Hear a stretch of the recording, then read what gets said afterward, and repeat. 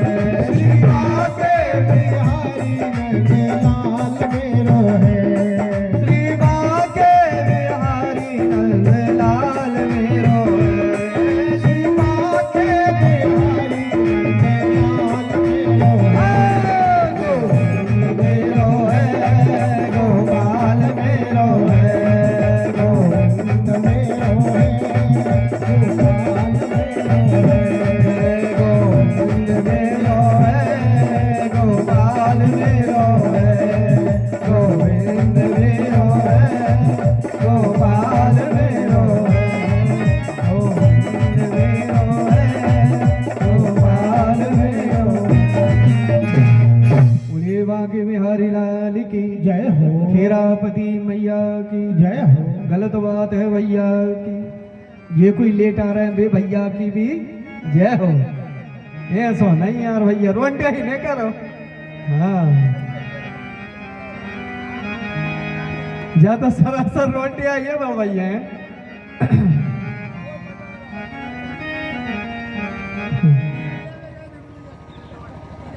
चलो ठीक, बोलिए बांके बिहारी लाल की जय। आज ज्ञान वैराग्य को भक्ति अपनी सखियों के साथ अर्थात पवित्र नदियों के साथ लेकर हरिद्वार गई। वहां जाकर कथा सुनी और ये पुनः जवान अवस्था में हो गए।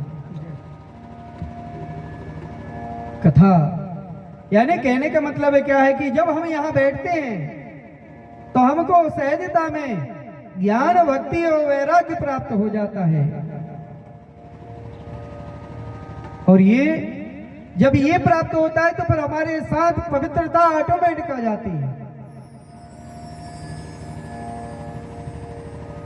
और उस पवित्रता में आने के पश्चात फिर हम जो भी कृत करते हैं, जो भी कार्य करते हैं, वो सब परम पवित्र होते जाते हैं। अब बात चली भागवत क्या है। बोले भागवत कोई साधारण चीज नहीं है। अपन यही बात कर रहे थे, बिजली चली गई थी, कोई बात नहीं।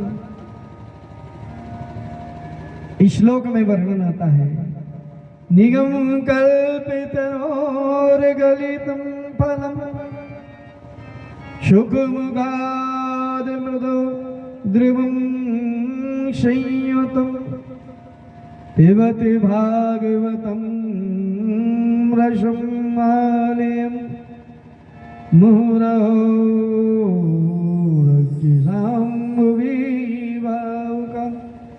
ये भागवत ऐसा है। अब आमई को उदाहरण ले लो। अबे आम अपने गांव में खूब लगे हुए, सबके घरों में लगे हुए।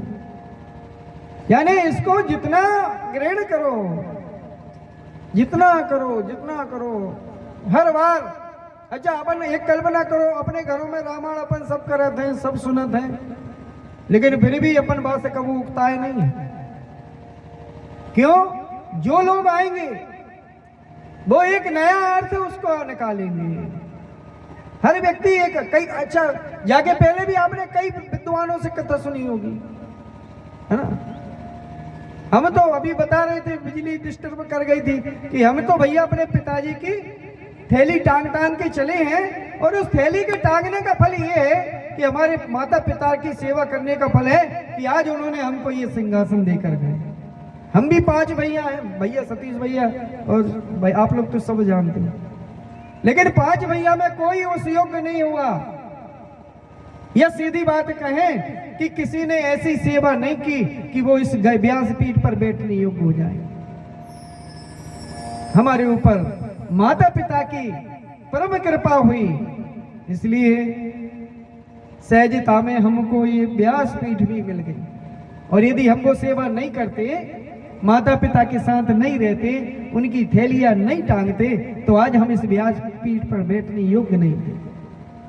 कहने का मतलब क्या है कि अपनी यदि सेवा करेंगे, वो सेवा कभी निरर्थक नहीं जाती।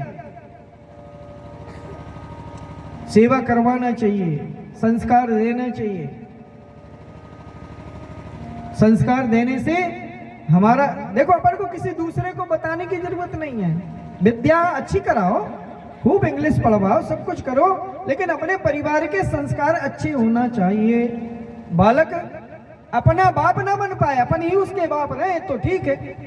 आजकल देखने में क्या आता है, भैया मोड़ा नहीं मान रहा। अरे काय नहीं मान रहा, हम तो कहते थे माँ ने तुम्हें पैदा करो कि तुमने भाई पैदा करो।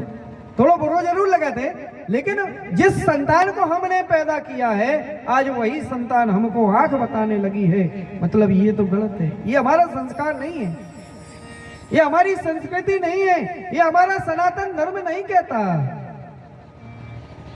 इसलिए हमको तो क्या करना पड़ेगा?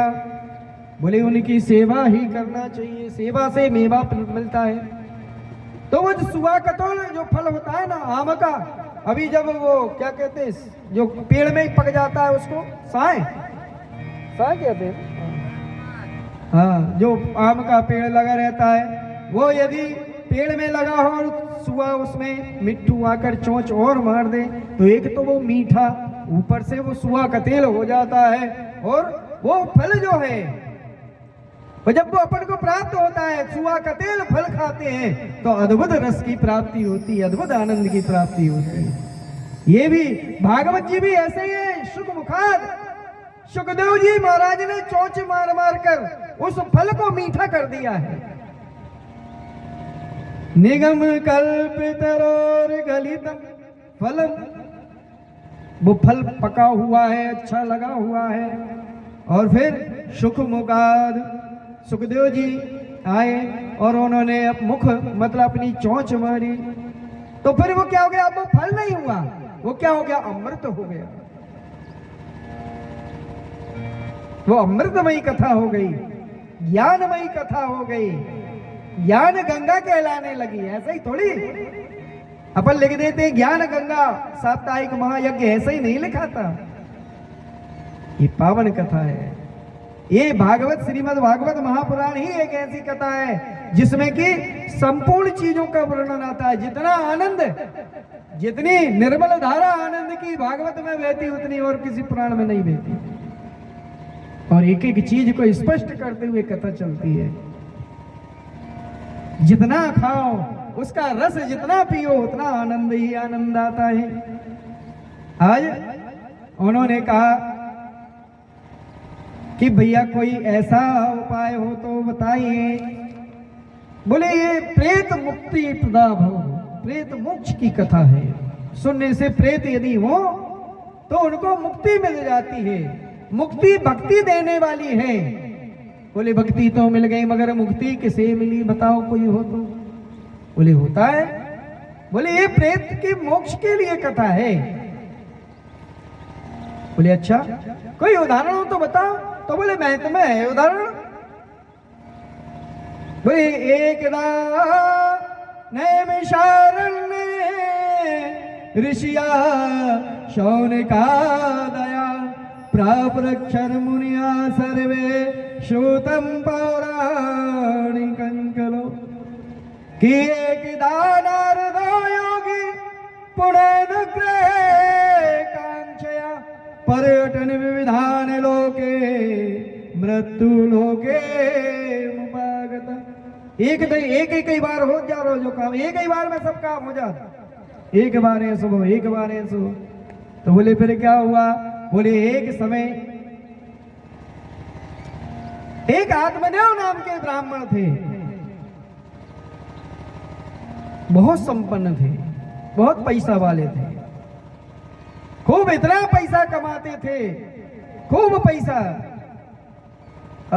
खूब ब्राह्मण है, पैसा तो आ ही जाएगा। कमी भाई तो कथा करे आए, और नहीं तो बढ़िया खेती किसानी और बढ़िया सब संपन्नता थी ठाकुर जी की, परम कृपा थी। आज बोले आत्मदेव ब्राह्मण की जो पत्नी थी उनका नाम था धुंधली, वो भी बड़ी स्वरूपवान, बड़ी बहुत सुंदर। आत्मदेव जी अपनी पत्नी से बहुत प्रेम करते थे। पहले जो नाम रखाते थे यथा नाम तथा गुणः, जैसा नाम वैसा गुण। रामायण में इसका प्रमाण आप लोगों ने तो खूब पढ़े हैं, पहले गुण बताए फिर नाम बताए। आजकल का होता है यदि गुण के हिसाब से नाम रख दें तो पंडित जी दोबारा पूछते नहीं है, मैंने कही महाराज हर कछु नाम बता रहा, कछु अच्छो बता, है ना। ऐसा नहीं, जो नाम रखते हैं उस नाम के अनुसार ही हमारे गुण होना चाहिए। ये इतने अपनी पत्नी को बहुत चाहते थे, धन संपदा की कुछ कमी नहीं थी, लेकिन बस एक ही कमी थी। बोले वो क्या कमी थी? बोले इनके आत्मदेव जी के कोई संतान नहीं थी। ये जब घूमते फिरते थे तो लोग इनको टोचरा भी देते थे। जब टोचरा दे कि अरे यार भैया जी और महाराज जी मिल गए। बोले क्यों? बोले निसंतान लोगों का मुख देखना महापाप होता है। बोले जिनके यहाँ संतान नहीं होती उनका मुख देखना ठीक नहीं है। बोले अच्छा ऐसा कोई उदाहरण है? बोले हाँ है। बोले क्या उदाहरण है? बोले महाराज दशरथ जो थे रोज इंद्र की सभा में जाते थे और लौट कर आ जाते थे। एक दिन उनकी पत्नी ने कहा, कैकेयी ने कहा कि महाराज आप रोज इंद्र की सभा में जाते हो स्वर्गलोक को, आप एक काम करना, इंद्रलोक को अब जब जाओ तो आप वहां से कुछ अच्छे पुष्प ले आना। बोले पुष्प काय के लिए? अरे बोले इंद्र तुम्हारा मित्र तो है ही। बोले हाँ मित्र तो है। बोले सम्मान भी देता है? हाँ देता है। तो बोले ले आना फूल अच्छे स्वर्गलोक से। उन्होंने कहा ठीक है। आज महाराज दशरथ पहुंचे और दशरथ जी ने फूल टुलवाए, पुष्प लाकर दिए। दशरथ जी का इंद्र इतना सम्मान करता था कि अपनी सिंहासन पर वो सरक जाते थे, आधे में इंद्र बैठते थे, आधे में दशरथ, अपने बराबरी से दशरथ जी को बिठालते थे। ये भी बढ़िया अप्सराएं नृत्य करती थी, नृत्य देखा, खूब भोजन प्रसादी जो भी करना है वो की, और फिर दशरथ जी अपने यहाँ जाते थे। एक दिन फूल जब बुलवाए, रोज आ जाते थे, कभी जाना नहीं होता था। आज वो फूल को छोड़कर जैसे ही वो आए, आधे मार्ग में दशरथ जी आए और याद आ गया, अरे हमारी प्रियतमा ने तो पुष्प बुलवाए हैं, मैं भूल आया, वहीं टूटे, चलो लेके आते। 2 मिनट तो लगेंगे। ये लौट कर गए, तब तक इंद्र देखते हैं, इंद्र जो है वो अपनी सिंहासन को साफ करवा रहे थे। जहां जहां से दशरथ जी निकल के गए थे उस स्थान को सफाई करवा कर पवित्र कर रहे थे। इन्होंने देखा, दशरथ जी जैसे ही पहुंचे, इंद्र भी अचंभे में, अरे क्या महाराज क्या हो गया? अरे बोले वो फूल लेने आए। अच्छा। बोले महाराज एक बात तो बताओ। इंद्र ने कहा बोलो। बोले यहाँ कोई बाल बच्चे आते नहीं है, कोई छोटे छोटे बच्चे तो है नहीं जिन्होंने मल मूत्र इत्यादि त्याग दिया हो, कुछ दिक्कत तो है ही नहीं है। बोले नहीं। बोले जब मलमूत्र नहीं त्यागा, कोई अपवित्र व्यक्ति यहाँ आ नहीं सकता, तो फिर इस सिंहासन की और यहाँ की सफाई क्यों करवा रहे हो? बोले पहले ये बताओ तुम कैसे आए लौट के? बोले महाराज मैं तो वो फूल भूल गया था। हाँ बोले एक बात बताएं महाराज? बोले कहिए। इंद्र कहते दशरथ जी से कि महाराज आप रोज आते थे, ये क्रिया रोज चलती थी, क्योंकि मित्र से कभी छुपाना नहीं चाहिए। उन्होंने कहा मित्रता है, मैं छुपा नहीं रहा, जो लेकिन जो सत्य है वो बता रहा हूं, आप बुरा नहीं मानना तो बताओ। दशरथ जी ने कहा कि नहीं कोई बुरा नहीं मानूंगा, बताओ। आज इन्होंने कहा आप रोज आते थे, चले जाते थे, लौट कर दूसरे दिन आते थे, मैं ये रोज सफाई करवाता था। बोले फिर क्या बात है, आखिर कारण? बोले आपके यहाँ संतान नहीं है, आप निसंतान हैं। दशरथ जी को उस दिन गिलानी हुई। मन में इच्छा हुई। अब तो वास्तव में बोले महाराज नियम तो ये कि ऐसे निसंतान व्यक्ति का मुख देखना भी पाप होता है, लेकिन अब मित्र है तो वो ठीक है, मनो इतना तो करवानी पड़े। आज उन्होंने कहा चलो ठीक है, ये आत्मदेव ब्राह्मण के मन में इच्छा हुई। जब ये ब्राह्मणों के पास गए, ब्राह्मणों को प्रणाम किया और बोले भगवान मुझे संतान चाहिए। तो संत महात्माओं ने, ज्योतिषियों ने देखा, अरे बोले आत्मदेव क्यों इसके पीछे भाग रहा है, माया मोह के पीछे, और तू संतान के पीछे भाग रहा है। तेरे भाग्य में संतान है, एक जन्म तो क्या 7 जन्म तक संतान नहीं है। अब तो आत्मदेव कहने लगा धिक्कार है ऐसी जिंदगी को, कितने टोचरे सुनो, एक जन्म तो कट नहीं ना, 7 जन्म कैसे सुनो।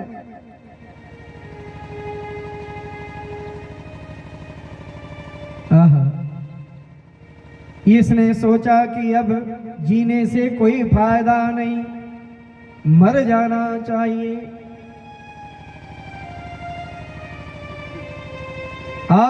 ये सोचकर लौटते समय भगवान को दोष देने लगा। बड़े भगवान ने भी रूप बदले और इसको समझाने लगे। बोले क्या समझाते हैं? मानव को शिक्षा देते हैं। क्या शिक्षा देते हैं? आइए।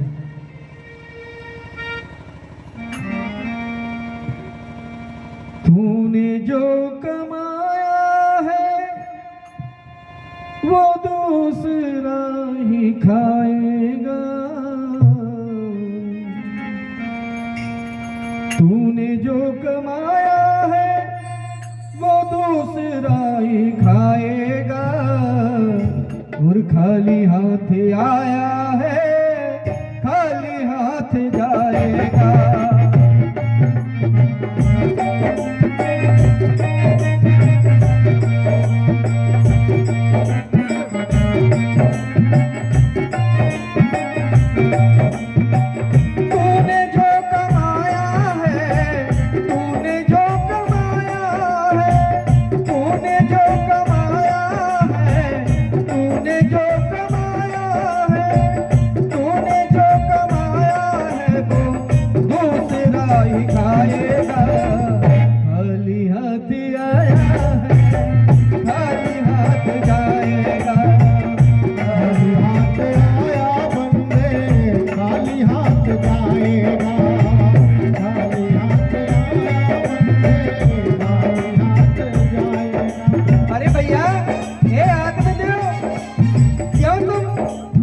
संतान के पीछे दौड़ रहे हो? आज तक किसी की संतान ने अपने पिता के लिए सुख सुविधाएं नहीं व्यवस्था कर पाए। कहना है, बोले क्या? बोले एक पिता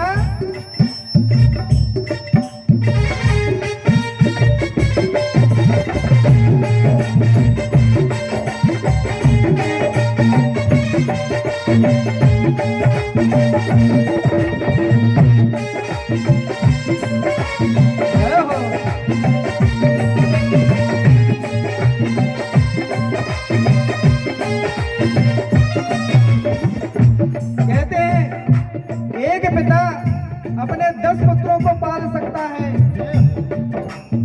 ये जीवन का कड़वा सच्चाई है, कड़वा सत्य है। लेकिन 10 पुत्र मिलकर एक पिता की मनोकामना पूर्ण नहीं कर सकते।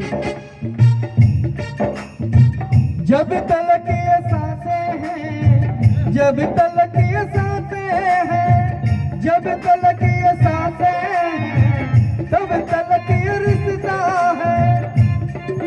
जब तक सांस चल रही है तब तक ये रिश्ता है।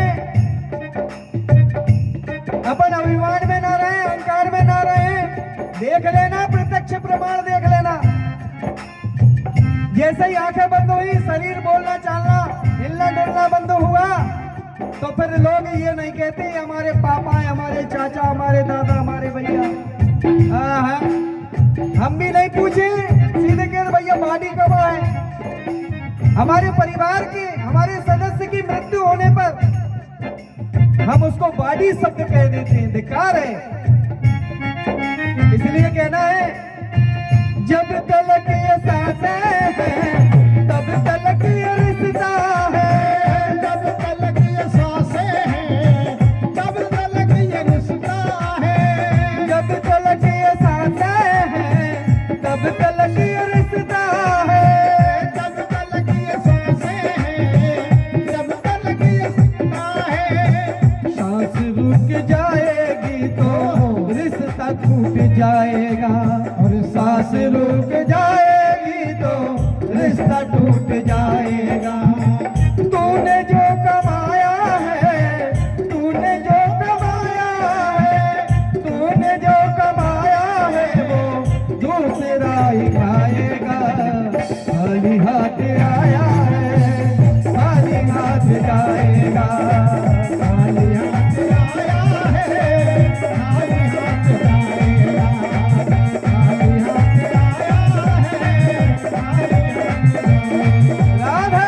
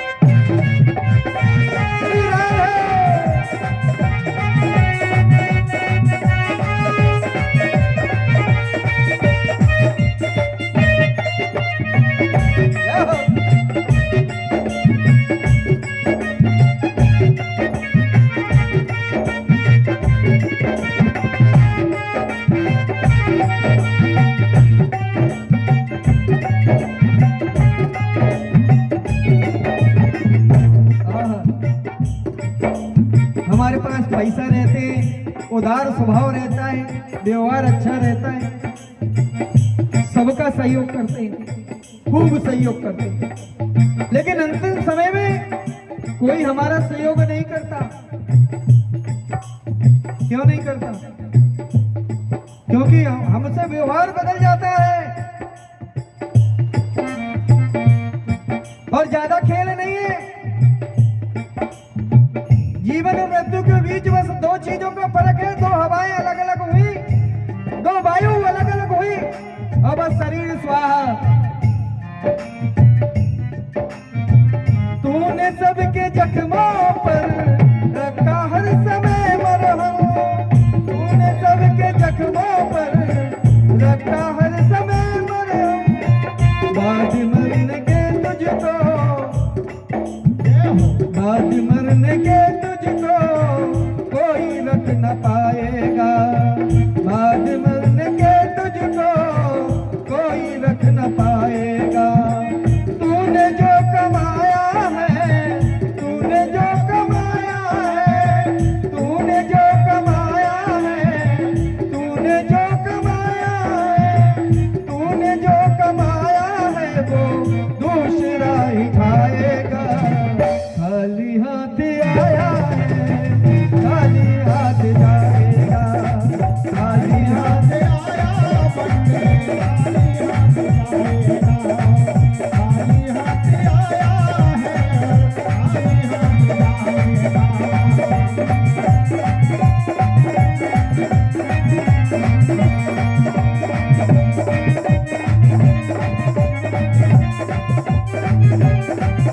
राधे।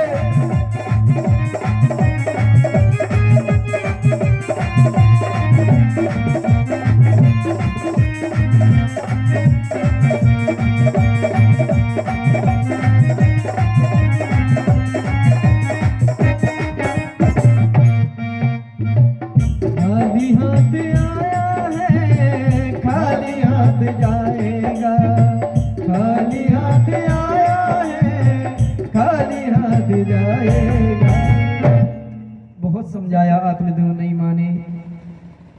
भगवान ने रूप बदला, जैसे ही इन्होंने कहा कि भगवान देखो अब मुझे 7 जन्म तक संतान तो होने वाली नहीं है। बहुत महात्मा भी समझा रहे भैया काय को सुखी है, क्यों माया मोह में छूट रहा है?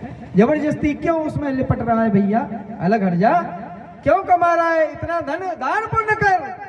बोले नहीं, मुझे संतान चाहिए। भगवान को दोष देकर ये आत्महत्या करने के हिसाब से जैसे ही नदी में कूदने के लिए गए, एक महात्मा प्रकट हो गए, हाथ पकड़ लिया। हे ब्राह्मण, क्या हो गया? इधर सुन। अरे बोले महाराज मुझे मत रोको। बोले बैठ तो पहले सुन ले। बोले कहाँ जा रहा है? बोले मरने के लिए। अरे तो मरना ही है तो इतनी जल्दी का है? मर जाइए, हमका मना कर रहा है। और तू ही अकेले का भैया, सब भैया मरने हैं तो इतनी जल्दी भी कहा है? अब भाई काहे मर रहा है, जरा हमें बता तो दे, काहे मरने वालों है तू? आज ब्राह्मण देवता ने बार बार पूछा, तब आत्मदेव कहने लगे, हे गुरुदेव आपसे कोई बात तो छिपी नहीं है, लेकिन एक बात बताऊं, मेरे कोई संतान नहीं है और संतान नहीं होने के कारण मैं अपने प्राणों का विसर्जन करना चाहता हूं, मैं मृत्यु को प्राप्त होना चाहता हूं। उन्होंने कहा अच्छा संतान चाहिए, माया में उलझना है? बोले हाँ। भगवान ओ ब्राह्मण देव, वो महात्मा प्रसन्न हुए, झोली में से एक फल निकाला और कहते हैं आत्मदेव ले पुत्रवान भव। पयोव्रत का नियम बतला दिया कि तुम्हारी पत्नी को कुछ नियमों का पालन करना होगा। ये फल तुम्हारी पत्नी को खिलाना और उससे कहना कि झूठ ना बोले, कोई अपराध ना करे, भगवान के भजनों में लगी रहे, किसी की चुगली ना करे। और अच्छा जो नियम है वो सारे के सारे अच्छे अच्छे नियम बता दिए। क्यों? हमारी माताएं, ये हम जो जब हमारे घर में कोई माँ बहन गर्भ अवस्था में प्राप्त होती हैं, गर्भ धारण करती हैं, तो उनको हमारे पूर्वज लोग जो है, हमारे बुजुर्ग लोग कहते हैं कि बेटा रामायण पढ़ो, कथा सुनो, अच्छे अच्छे भजन गाओ, अच्छी अच्छी बातें करो। क्यों? हमारे घरों में जो संतान है, जिस संतान को हम जन्म देने वाले हैं, वो जन्म जो है वो संतान को वहां से संस्कार माँ के गर्भ से मिलकर आते हैं। और अपन सोचते हैं कि बाहर वो संस्कारीवान बनेंगे, नहीं भैया, वो 9 महीने में वहां से परिपक्व होकर जब आएंगे तो फिर हमको कोई संसार का कोई भी व्यक्ति उनको ना बिगाड़ सकता है ना सुधार सकता है। और जब पेट ही से बिगड़ के आ तो फिर बाहर के आदमी का बिगाड़ और का सुधार है। बोले फिर बोले क्या नाम है तुम्हारी पत्नी का? बोले धुंधली। अरे यार, बोले धुंधली, चलो ठीक है, नाम ही बेकार, फिर भी ठीक है, अच्छी है। हाँ बहुत बात मानती है महाराज, ये बड़ी सुंदर है धुंधली, कोई साधारण स्त्री नहीं है धुंधली। आज बड़े प्रेम से महाराज वो फल लेकर बड़ी प्रसन्नता से नाचते गाजते हुए आ रहे हैं। अब मृषा न होए देव ऋषि वाणी, अब तो महाराज मेरी मनोकामना पूर्ण हो गई। धन्यवाद भगवान को, धन्यवाद नर्मदा मैया, गंगा मैया, सब देवी देवताओं सभी को धन्यवाद। अब तो संत महात्मा ने आशीर्वाद दे दिया, फल दे दिया। आज ये प्रसन्नता से नचते गाजते खेलते कूदते हुए अपने घर को आए। अरे धुंधली कहाँ हो? वो भी वहां से चली आई पानी का गिलास लेकर, लो पानी पियो। हाँ, अरे पगली ले तेरा पहले पल्ला कर, पल्ला कर। उसने भी पल्ला कर लिया। देख ये फल है, इस फल को किसी को नहीं देना, तुझे खाना है। हाँ बहुत अच्छा फल है। महाराज किसने दिया? कहाँ की प्रसादी है? बोले एक महात्मा ने हमको फल दिया है, एक महात्मा ने फल दिया है, और वो फल इसके खाने से तुझे संतान होगी, पुत्र रत्न की प्राप्ति होगी। महाराज ने कहा है ऐश्वर्यवान पुत्रवान भव। आज धुंधली मुंह बेदोर लिया धुंधली ने। अरे ये तो गड़बड़ मामला है। उन्होंने कहा फिर क्या करना चाहिए? बोले ठीक है, पति की आज्ञा का पालन तो करना ही पड़ेगा भैया। ये बड़ी चिंता करने लगी, जब मैं गर्भ से होंगी तो मेरा सौंदर्य खराब हो जाएगा, मेरा शरीर जो मैं सले आने लगेंगी, मेरा यौवन जो है बुढ़ापे की तरफ जाने लगेगा, नाना प्रकार के बच्चे को पायपान कराना पड़ेगा, प्रसव पीड़ा होगी, मृत्यु तुल्य कष्ट होगा और पेट बढ़ेगा, ये होगा वो दुनिया भर की कल्पना। धुंधली नाम यथा नाम तथा गुणा, जो जो गर्भ धारण के समय जो जो क्रियाएं होती हैं वो पूरी कल्पना की और इसने अपनी बहनों को बताया। एक बहन बड़ी लोभी थी, सखियों से बात किया, सखियों ने कहा देख अब कोई उपाय हो तो कर लेना। उन्होंने कहा बोले वैसे फल मल खावे से होत नहीं, जो बाबा मामा ढोंगी बरत हैंगे वो तो गुजरात कच्चू नहीं है, खाकू ले नहीं कहूँ खा लो तो हमारा पति ढोंगी आदमियों से ज्यादा बात नहीं करे। हाँ बोले फिर बोले अब देखा थे ये कच्चू में आप कहीं नहीं मैं अभी फल नहीं खाऊंगी। इसने अपनी बहन को बुलाया, बहन आई, बहन ने कहा सुनो क्या बात है, इन्होंने पूरी बात बतलाई। बोले क्या तू क्या चाहती? बोले मैं बच्चा पैदा नहीं करना चाहती, मैं नहीं चाहती कि मेरे गर्भ से कोई संतान हो। उसने कहा तू चिंता मत कर, मैं गर्भ से हूं, तू अपने पेट में ये कपड़ा लपेट कर गर्भवती होने का नाटक कर और जैसे ही पूरे महीने होंगे तू मेरे पास आ जाना। मेरा पति भी लोभी है, उसको धन वगैरह दे, धन की तेरे पास कमी नहीं है और मोड़ो मोड़ो की औलादों की हमारे पास कमी नहीं है, दो ही आपस में हट्टा सट्टा कर नहीं है और का हम तेरे को लाया बच्चा दे देंगे और तू हमको हमारे पति को धन दे देना, बस हो गया काम। दोनों में सलाह मशवरा हो गया। बोले फिर जो फल को क्या करे? बोले तेरे तो गैया तो है ही। बोले हाँ है, गौ माता को खिला देना। गौ माता को। इसने कहा ठीक है। बोले पति कहे तो फिर? बोले पति कहे कुछ भी कहे तू तो बस कहते रहना, हाँ बस ठीक है, सब ठीक है, सब ठीक है। आज इसने धुंधली ने यही किया, अपने पेट में कपड़ा लपेट कर गर्भ बढ़ाना शुरू किया, नखरे करना शुरू कर दिए। वो फल गौ माता को दे दिया। कुछ समय पश्चात बोले मगर एक बात तो बताओ, तुम्हारे पति पूछे कि तुम्हारी औलाद कहाँ गई तो मैं कह दूंगी वो तो उन्हें टाइम में हम नहीं रहे, तो पूछे का मोड़ा भाव का भाव तो मैं कह दूं भाव तो मर मरूंगा।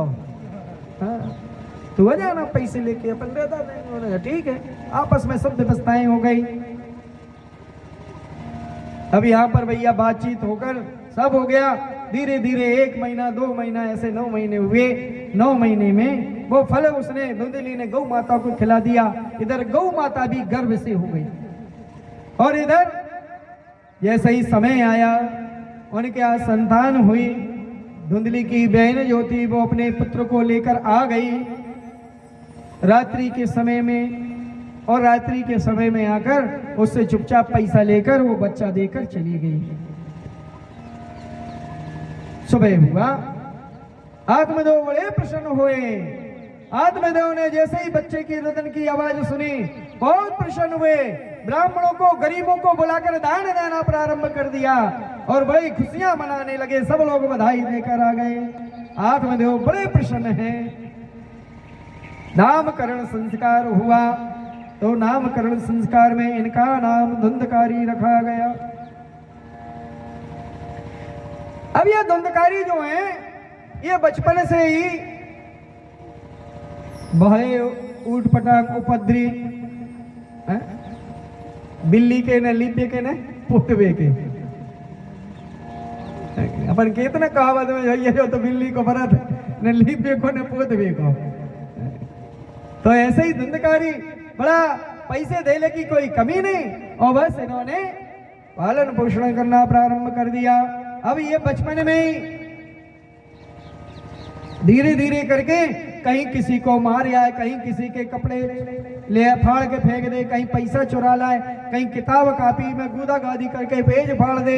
जितनी उपद्रव करते बने इसने किए और माँ को बताया मैया आज मैं फलानी चीज चुरा के ले आया। हाँ बेटा चुप, अब कोई किसी से मत कहना, हमारा भी कर्तव्य होता है। हमारे बच्चे यदि कुछ गलत कदम पहले ही कदम गलत बढ़ाएं तो हमारा दायित्व होता है हम उनको पहले ही कदम पर रोक दें, नहीं तो बहुत दुखदाई हो जाएगा। हमने यदि उनको आज ये धुंधली ने अपने पुत्र धुंधकारी को सहरस दी, उसका दुष्परिणाम क्या हुआ?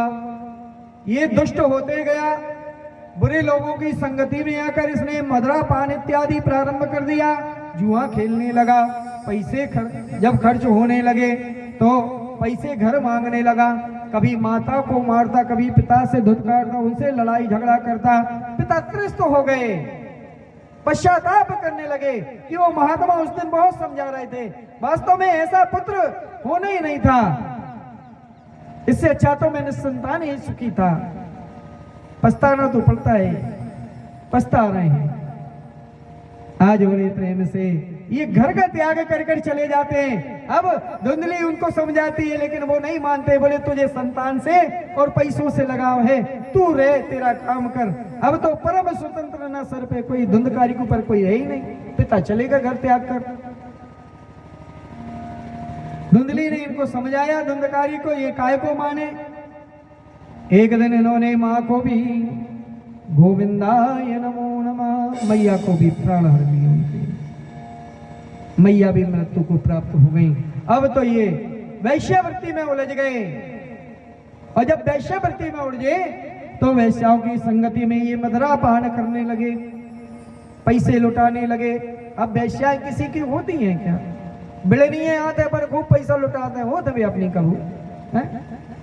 भगवान के ऊपर से निछोड़ करवे में 10 रुपया जेब में, आरती में बड़े मुश्किल से सोचे दाऊ का नहीं, अरे सिक्का सौ नहीं दिख रहा, 10 को नोट कौन चढ़ाए? वो भी बिड़नियां तो उनके ऊपर नोटों की गिड्डियां हैं, बाजार से खरीद के लाए, आज बिड़नियां नच रही।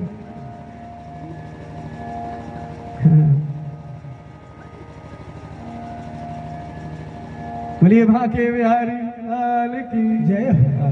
आपकी नहीं कह रहा, मैं तो बता रहा हूँ।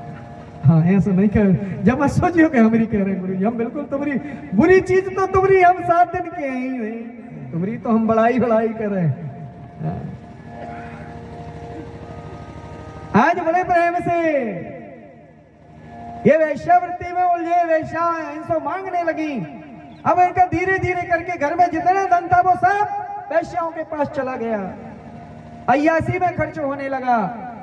फिर अब तो ये चोरी करने लगे, गांव मोहल्ला की चोरी की। फिर एक दिन राजा के राज दरबार में चले गए, राजा का धन चुरा कर ले आए वैश्याओं की पूर्ति करने के लिए।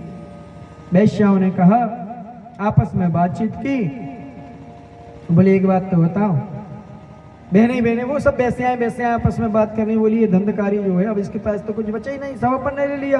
बोले हाँ, घर द्वार भी अपना होगा। बोले हाँ। बोले अब ये भड़ाई करके ला रहा है, राजा के यहाँ की मोहरे वगैरह जो है पकड़ा गए, और जो कहूँ पकड़ा गया चोरी करे तो मैं तो अपना नाम ले दो, तो अपन जितना है वो भी चलो जाए। और बोले गोविंदाय नमो नमः, सब काम गड़बड़ हो जाए। बोले फिर क्या करें? बोले एक काम करो, अब जो कोई अपने काम को तो है ही नहीं, वो सब वैश्याओं ने अपना एक प्रोग्राम फिक्स किया, बनाया, और बस रात को ये आए, इनको खूब मदरा पिलाई। अब पहले गैस तो भाई कछु चलत नहीं थी, चूल्हे ही भरत थे, कंडा लकड़ी, अच्छे अंगार हो, धड़कते हुए अंगार। ये नशे की हालत में जैसे ही वैश्याओं के पास आए और नशे में जैसे ही पलंग पर गिरे, इनकी नींद लगी, वैश्याओं ने झारे में अच्छी अंगार भर भर के इनके ऊपर पटकना प्रारंभ कर दिया। तड़प के गोविंदाय नमो नमः, धुंधकारी मृत्यु को प्राप्त हुए। दुर्दशा होती है थोड़ी सी क्रिया गड़बड़ होने पर। और यहाँ वो गाय को जो गाय को फल खिलाया था, वो गाय गर्भ से हुई, गाय में दिव्य तेज आने लगा। और कुछ समय बाद जैसे ही गाय ने अपने बच्चे को जन्म दिया, तो वहां पर एक मनुष्य स्वरूप में एक व्यक्ति ने जन्म लिया, जिसके गौ जैसे कान हैं। और आत्मदेव ब्राह्मण ने उस बालक को देखा, उसका नामकरण संस्कार हुआ। बोले गोकर्ण महाराज की। आज गौकर्ण आए, बड़े विद्वान हैं गौकर्ण, ललाट पर अद्भुत तेज है। गौकर्ण पिता की आज्ञा लेकर विद्या अध्ययन के लिए चले गए। यहाँ इससे कहा कि तू भी चल भैया, मनो धंधकारी काय खो जात है, इन्हें अच्छी चीजें पसंद ही नहीं आई। ये घूमते घूमते जब भूमंडल पर विचरण करने लगे, विद्या अध्ययन की, तीर्थ यात्रा प्रारंभ की, पता चला कि तुम्हारे पिता जो हैं वो घर छोड़कर चले गए और वो मृत्यु को प्राप्त हो गए। भाई जो है वो धुंधकारी जो था, उसने भी बहुत अत्याचार किया है, और वो उसने माँ की भी हत्या कर दी और वैश्यावृत्ति में फंस गया था, तो वैश्याओं ने उसको भी गोविंदाय नमो नमः। इन्होंने कहा ठीक है। गौकर्ण विद्वान थे, ब्राह्मण थे। गया श्राद्ध इत्यादि जाकर इन्होंने करना प्रारंभ किया। जहां जहां तीर्थ स्थानों में जाते थे, जो पुरखों के लिए पिंड होते थे, उन पिंडों में उस स्थान पर जाकर इन्होंने पिंडदान इत्यादि किए। लेकिन बाद में जब घूमते घूमते वहीं आए, अब ये गौकर्ण जो ये तो प्रेत बन गए। गौकर्ण जो है वो भगवान वहां अपने घर में आकर रुके और ये धुंधकारी जो था वो प्रेत बन गया। और जैसे प्रेत बना तो ये भेष बदल बदल कर गौकर्ण जी को डराने लगा। कभी बछड़ा बन जाए, कभी सिंह बन जाए, कभी शेषनाग बन जाए, कभी कुछ शेर मियार बन जाए। खूब डराया, लेकिन गौकर्ण जी क्यों डरेंगे? वो नहीं डरते। अपन लोगों में भले ही डर लग गया है, लेकिन जो मैया के भक्त है वो रात रात भर यहाँ बैठे रहते हैं। अपन अकेले रात में आवे में डरे हैं, लेकिन ऐसे जो मैया की भक्ति कर रहे हैं वे तो इनको घर भी छोड़ देते, लेकिन यहीं पड़े रहते हैं। इन्हें डर मन नहीं लगे, काहे से के डर। बड़ा अच्छा लगता है। आज जैसे ही इन्होंने देखा कि कोई आत्मा है जो मुझे बार बार परेशान कर रही है, गौकर्ण ने जल लिया और वो जो आत्मा भेष बदल बदल कर आ रही थी उसके ऊपर जल फेंका। गायत्री मंत्र पढ़कर जल जैसे ही फेंचा, उनके ऊपर सिंचित पड़ा, सींचे पड़े, वो वही स्थिर हो गया। बोले अब बताओ कौन है? ये कहने लगा भैया मैं तुम्हारा भाई धुंधकारी हूं। बोले जब भैया है, भैया ऐसा होता का? एक भैया दूसरे भैया डरा ऐसा भैया होता है का? एक भैया दूसरे भैया का हित चाहे ऐसा भाई होता है क्या? तू भाई तो नहीं हो सकता। अरे तुझे भाई होना है तो अच्छे से आ, सामने बैठ, बातचीत कर, क्या चाहता है? बोले भैया मुझे मुक्ति दिलाओ। बोले मैंने तुम्हारे नाम के कई श्राद्ध कर चुका हूं। बोले श्राद्ध कर चुके हो? बोले हाँ श्राद्ध तो हो चुके हैं, लेकिन तुमको मुक्ति नहीं मिली। कई जगह पिंडदान किया। तो ये कहता है श्रीमद् भागवत पुराण जो है वो मुक्ति का शास्त्र है। श्राद्ध से मुक्ति नहीं मिलती। और कहा भी गया है गया श्राद्धम शते रामामि। यदि गया श्राद्ध 100 बार भी कर ले मुक्ति में ना भविष्यति। मुक्ति के लिए तो गया श्राद्ध नहीं, ये तो श्रीमद् भागवत पुराण की ही कथा काम करती है। वही बोले फिर बोले कथा सुनाओ, हमारा मुक्ति का कोई उपाय बताओ। इन्होंने कहा ठीक है। अब ये कथा सुनाने की तैयारी होने लगी। गौकर्ण जी महाराज श्रीमद् भागवत पुराण की कथा के लिए नारद जी को पता चला। भैया बुलगुआ देना प्रारंभ कर दिया। गांव के लोग आने लगे और बड़े प्रेम से कहने लगे कि चलो भैया गांव में आज महुआ खेड़े ग्राम में गौकर्ण जी महाराज के मुखारविंद से धुंधकारी को मोक्ष के लिए 7 दिवसीय श्रीमद् भागवत पुराण की कथा चल रही है। सब वहां आकर विराजमान हो गए। उन्होंने कहा भैया मोक्ष मिलता है कि नहीं? उन्होंने कहा मिलता है। बोले अच्छा हमें मिले कि नहीं? बोले जरूर मिले। कथा हुई। प्रथम दिवसीय पहले दिन की कथा में वो धुंधकारी पहले तो वायु रूप में था। उन्होंने कहा भैया वो उपाय बताओ। बोले एक बांस था 7 गठान वाला। बोले गौकर्ण ने कहा कि इसमें समा जाओ। वो छिद्र था बांस में, उस छिद्र से अंदर चले गए और छिद्र से जाने के पश्चात पहले दिन की कथा में पहली गठान, दूसरे दिन की कथा में दूसरी गठान, तीसरे दिन की कथा में तीसरी गठान, फिर चौथे दिन, 5वें दिन, 6वें दिन, 7वें दिन। जैसे ही 7वें दिन 7वीं गठान छूटी, भगवान के पार्षद आए जय जयकार करते हुए बोलिए बाके बिहारी लाल की जय हो। और धुंधकारी को शंख छुआया। शंख पार्षदों ने जैसे ही शंख का स्पर्श हुआ, पार्षदों ने विमान में उसको ले जाकर बिठाला और वो दिव्य मनुष्य के रूप में परिवर्तित, दिव्य देवता जैसा उसका स्वरूप हो गया। बोलिए विष्णु भगवान की जय हो। और देवताओं उसके साथ स्तुति करते हुए भगवान के वैकुंठ धाम को हो गया। अब भैया सबके पेट में कोई हलवा खाए, कोई ये मजा है। सबके पेट में दर्द हो लोगों कहने लगे बता जा तो रोंटे आइए जैसे हम भैया से कह रहे थे हैं? हम कहूँ कछु कहे तो वहां खींच के वहीं तक ले आए हैं काय कही थी। अब कहने लगे भैया गौकर्ण अकेले को हमने कथा नहीं सुनी का, हमने भी तो 7 दिन कथा सुनी है, जैसे उसने सुनी थी धुंधकारी ने वैसे ही हमने सुनी भैया।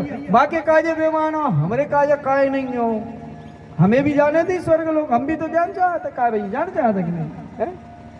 उन्होंने कहा भैया आप एक काम करो, तुमने उसके जैसे भक्ति भाव से स्थिर मन से कथा का श्रवण नहीं किया, त्याग नहीं किया, तो माया में उलझे रहे, इसलिए तुम्हें मुक्ति नहीं हुई। उन्होंने कहा भैया फिर से सुना, अब जो नियम बताओगे हम उन नियमों का पालन करेंगे। आज बड़े प्रेम से उनको नियम बताए, फिर से दोबारा कथा हुई। दूसरी बार बड़ा विमान लेकर भगवान के पार्षद आए, सबको बिठा लिया, सब बैठ गए। अब तो सबकी मुक्ति पक्की है। एक दादा बड़े होशियार थे, जरा मोड़ा मोड़ी नाती पोता से उनको बड़ो मन थो। हाँ, कोई की भी समझ लो, मैं नहीं कहूं। अब भैया विमान आया, उन्होंने कहा भैया कितनी देर है? ड्राइवर से पूछो, पार्षद ड्राइवर साहब कितने की देर है? मैंने कहा बस भैया जी सब बैठे और बस कई तनक में घरे तनक झई बाजू में तनक के आऊं। हाँ क्या दौड़त दौड़त गए दादा बड़ी स्पीड पे। धर्म पत्नी मोड़ा मोड़ी नाती पोता से कही अरे वो विमान आओ फ्री में ले जा रहा हूँ, बैकुंठ जा रहा हूँ, है ना घूम आऊँ जरा। मैंने कही सब जा रहे हैं, मैं भी घूम आऊँ, मेला मेला तो भरे। अब छोटे छोटे मोड़ा मोड़ी वो क्या जाने भैया बैकुंठ धाम क्या होता है, भगवान का धाम क्या होता है। एक मोड़ा दौड़ते आया, दादा ओ दादा कहाँ जा रहा है? बोले बैकुंठ जा रहा है, भगवान के धाम को जा रहा है। बोले वो तो मेला भरे, हाँ कहीं इतने जा रहे हैं, मेला ही भरे कुंभ जैसा। हाँ तो कहीं हमें कछु कहना मैना ले आइयो। हाँ कहीं पक्के में ले आए। बोले मिठाई लेके आइयो। हाँ बोले मिठाई ले आओ बेटा, काहे नहीं लाओ? कहीं मेरे काया अलग लाइयो अच्छी स्पेशल। अब दादा मैंने कहा कार्य तू नहीं लाऊंगी, ऐसी काय कह रहा हूँ? कहीं मैं जाके मत कह रहा हूँ तुम ला दो, इकट्ठी ला दो, सब दे दे तो सब छुड़ा लिए तो मुँह तर नक्सी बचती से। नहीं अब चिंता मत कर, मैं अब तेरे को अच्छी ज्यादा लाऊंगा। इतने में भैया वो बतिया ही रहो तो मोड़ा से विमान जा लगो। गाँव को नहीं चिल्लाई, वो कक्का चलने हो तो वजह, नहीं तो विमान उड़ने लगो। बस चल रहा हूं। अब उन्होंने देखा कि वो विमान धीरे धीरे ऊपर, अरे कहीं अब उड़ाई लगो, जमीन से ऊंचे उठ गया। दादा आए वो चक्के कहीं आवाज में वो चक्के पकड़ लो। दादा ने वो चक्के विमानों को पकड़ लो। ए दादा अब मोड़ा चिल्ला के तो दादा अच्छे से जाइयो, दादा लटके हैं। हाँ बेटा अच्छे से जा रहा हूँ। ऊपर का ये खींच ले तनक ऊपर नहीं हो, खींच ले जी, मत चिंता कर, पूरे गांव तो है अपनो। मैंने दादा सही बताओ मिठाई भूलो तो नहीं? कहीं नहीं बेटा बिल्कुल नहीं भूलू। मोड़ा के तो दादा अच्छा ईमानदारी बताओ कितनी मिठाई लाओ? दादा ध्यान रहो नहीं कि हम लटके हैं। दादा ने हाथ छोड़ के बता दो बेटा इतनी लेके आओ। दादाजी धोराम से नीचे गिर गए। बोलिए भागे बिहारी लाल की। कहने का मतलब क्या है कि भगवान में भक्ति लगाओ तो थोड़ी देर माया का त्याग कर दो, मोह का त्याग कर दो। सुखदेव जी आज जो है भगवान बड़े प्रेम से गौकर्ण जी ने कथा सुनाई, मोक्ष दिया और मोक्ष करने के पश्चात फिर गौकर्ण जी आगे को वहां से चले जाते हैं। कितने बजे? 5:30 होगा, 5:30 हो गए हैं, है ना? हाँ, आज की पावन कथा को अपनी यही विराम देते हैं। और जितने अपने समिति के सदस्य हैं वे यदि सपत्नी से तजे हैं मोहल्ला आजू बाजू वालों से तो भी अपना भरा हुआ आएगा। आज तो खेल पहला दिन है ना? तो अपन समय परिस्थिति के अनुसार समय को भी एडजस्ट कर लेंगे। कह भैया जी इतने तक चले तो कोई दिक्कत तो नहीं। सब यदि सुनो अनुमति हम कछु मांगे तो ताली बजा के, तुम्हारी यहाँ हो तो ताली बजा दे करे तो अपन है इतने दिक्कत नहीं हुए है नहीं। जो ये सारो मान है अपन अच्छी चीज लगे तो ताली बजा दो। हम कछु पूछे और आप हाँ को आने हो तो हाँ को आए तो ताली बजा दो। अपना जो 4 आदमियों में अपनी भी बनी हुई है ना? तो आज की पावन कथा को भगवान ठाकुर जी के श्री चरणों में, माँ भगवती खेरापति मैया के थे श्री चरणों में समर्पित करते हैं। और कल के पावन दिवस अपन कथा अच्छी अच्छी सुंदर सुंदर कथाओं में। आज तो अब नए पहले ही दिन था, है ना, तो कुछ साउंड सिस्टम व्यवस्था, कुछ जो फिर वो डीजल भी नहीं आओ, तो अब आप वो तो अपन सब एडजस्ट करते चलेंगे, कोई दिक्कत नहीं, कोई प्रॉब्लम नहीं है। तो बोले बाके बिहारी लाल की पावन भगवान का संकीर्तन और फिर इसके बाद आरती। श्री राम जय राम जय जय राम, श्री राम जय राम जय जय राम, श्री राम जय राम जय जय राम, श्री राम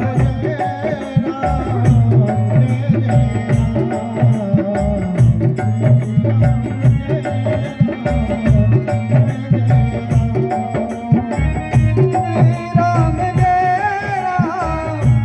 राम जय जय राम, श्री राम जय राम जय जय राम, श्री राम जय राम, श्री राम जय राम जय जय राम, श्री राम जय